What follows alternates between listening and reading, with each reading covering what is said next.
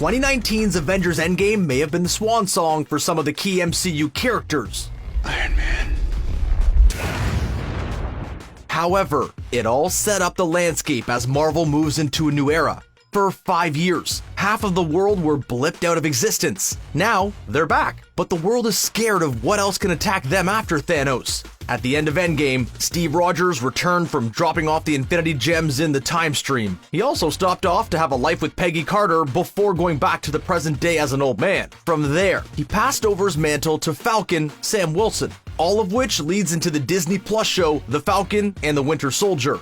Recently, we found out that Wyatt Russell was going to portray John Walker in the series, alongside Anthony Mackie and Sebastian Stan. Recently, some leaked photos hit the internet that got all the tongues of fans flapping. It shows John Walker in what looks like a variation of his US agent attire. He's also holding on to a certain shield that Captain America batters the baddies with. It also appears that Walker is at a press conference and is being introduced to the public. But why would someone that's dressed like Captain America that isn't Sam Wilson have the backing of the US government? Well, that's what we're gonna delve into today. But first, a quick rundown on who John Walker is. Walker made his comic debut in 1986 in Captain America issue 323. After leaving the military, Walker wants to do more to be a hero for the US, so he approaches the Power Broker. This shifty person is able to provide powers for people for a price.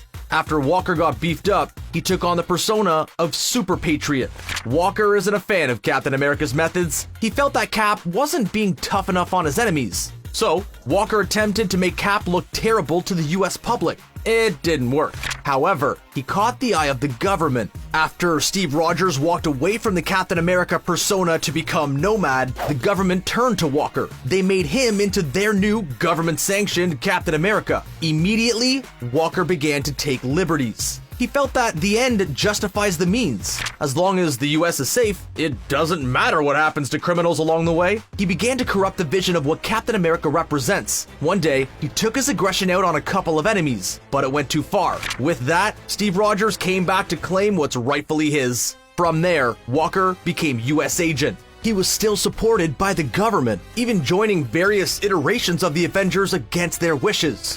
Power-wise, Walker has all the abilities that Steve Rogers has, but Rogers' abilities involve the peak amount that a person can naturally become. Walker, on the other hand, has superhuman abilities. His strength allows him to lift 10 tons, far heavier than what Rogers can do. Walker's superhuman durability allows him to survive blows that would take out a normal human with no issue. If a fight was just based on their abilities, Walker would walk over Rogers. And there's your Walker sum up. So, what does the leaked photos mean for the MCU? Thanks for asking. Well, it shows that the US government doesn't agree with Steve Rogers passing the mantle over to Sam Wilson. I'll do my best. After all, the US may see the Captain America identity as their property. Cap was created through their Super Soldier program. The costume and red shield were developed as part of their research and development branch of the Army. They should have the right to decide who dresses in the Star-Spangled Banner. Shouldn't they? In the government's view, Wilson went against the country during Civil War, much like Steve Rogers, meaning that Wilson is one of the worst choices for them. He'll be tricky to control and react against their wishes again. The government just can't remove Wilson from the playing board permanently, otherwise Captain America becomes a martyr. That can be just as damaging to the government's goal. The government seems to use Iron Man as a martyr for their own cause. After all, he was on their side after Civil War. In Spider-Man Far From Home, we saw how much positive publicity he received posthumously. In comparison, Black Widow, who was on Cap's side in Civil War, was ignored for her sacrifice. Instead of turning Cap into a martyr for the opposition, the government put in their own version. Slowly, they dismantle all the goodwill Rogers had developed. That will make the government more powerful. They can mold what their Cap stands for, twisting it for their own agenda. As a result, Wilson and Bucky Barnes will have to prove to the world that Walker is not Captain America, an incredibly difficult task against the press power of the US.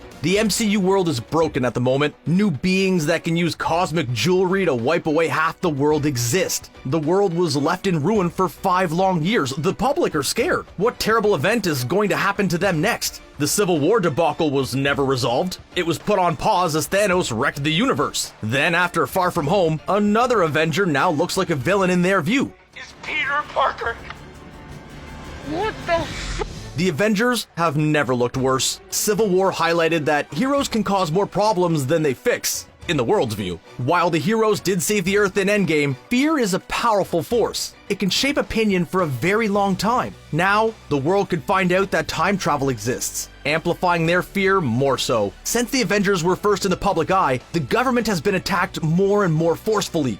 A government-sanctioned team is what a lot of citizens may be looking for. They want stability. What Captain America represents is a powerful tool. He's the sentinel of liberty. He always does what's right. Stories of his efforts in the 1940s have become legend, but then he turned his back on everyone. When the US were implementing safeguards, Cap rejected that. Instead, he promoted anarchy. At least that's what the government would say. Propaganda isn't to be taken lightly. After Civil War, the US would have been spreading the message of Cap's betrayal. A lot of people would have turned against their former idol. So when Walker turns up in the Cap colors with the government backing, most of the public will immediately support him. Walker could use all the ideals Rogers stood for. The public would then believe Walker will follow the same message as Rogers. After all, a government-supported ideal never has bad intentions, right? In 2017, Marvel Comics released the controversial event, Secret Empire. In case you weren't aware, in this story, Rogers had been changed by the Cosmic Cube. Now his history states that he has been working for Hydra the whole time, only pretending to be against Hydra's message. By using the goodwill he had generated over the years, he was able to gain absolute power. Even when he went public with his Hydra allegiance, a lot of people still supported him. Rogers was the one incorruptible element in their world. If he said this was right, then the citizens will follow him. A similar situation could happen in the MCU. With the backing of the government, many will follow Walker's ideals, even if he does some horrendous things. If the government plays on nostalgia, that Captain America was the greatest in the 40s and he can be again, the public will fall in line. It even reflects the real world with today's environment. The good old days is a mantra that can easily entice the public, something which Walker will be leaning into. With that, Walker, and by extension the US, will have hundreds of millions of supporters around the world, many of which will be powered individuals. That sort of firepower far exceeds the armies of Thanos. Thanos is a one-person army. He has many abilities that can lay siege to countless people. However, he isn't untouchable. We saw Scarlet Witch almost take him out with relative ease, but he is very strong. Walker's powered abilities don't quite match up to Thanos, but unlike the Mad Titan, Walker has something he doesn't: support of a world. Thanos does have the Black Order at his disposal, a group of highly enhanced beings. However, the Avengers were able to deal with them fairly easily too. The government will also have their own group of superpowered beings after their propaganda machine takes off. Much of Thanos' army are filled with mindless drones, only responding to orders and lacking the ability to freely think, something which the human race doesn't lack. While their overall goal is the same, the people inside this new battalion all have free will. As a result, they're more of a danger than Thanos' army. Even going by numbers, the government pupated group will be vast compared to Thanos' pawns. Now that Chris Evans is out of the MCU, it's unlikely Steve Rogers will return and stop this from happening. With free reign, Walker could dismantle the legendary status of Captain America. He'll turn it into a corrupted version of the ideals it once stood for. It may even happen with Walker not even realizing what's actually happening. Instead, he thinks that all the actions he's taking is for the greater good. He's always been extremely patriotic, so much so that he could be blinded by the government's true, nasty intentions. Walker will go along with every order because, in his view, he's helping his country. In reality, he may be bringing the US to its knees. If successful, the government may wonder why they don't have a whole team of superheroes like the Avengers that they control. Maybe their group could be called the Dark Avengers? Granted, if the MCU named a team the Dark Avengers, the public may not be too keen. It's a tad on the nose, but taking the concept of the Dark Avengers is a big possibility. This team from the comics was created by Norman Osborn. He became the head of Hammer, the new organization that took over from S.H.I.E.L.D. after Secret Invasion. The group consisted of mostly villains masquerading as heroes. The non-sanctioned Avengers groups were considered enemies of the state. Only Osborn's group were the real deal. With the propaganda machine in full effect, most of the public didn't mind having a government-operated team. It wasn't until Osborn made a mistake during the event siege, which is where his true Green Goblin colors came through. Now, the public knew they'd been lied to all this time.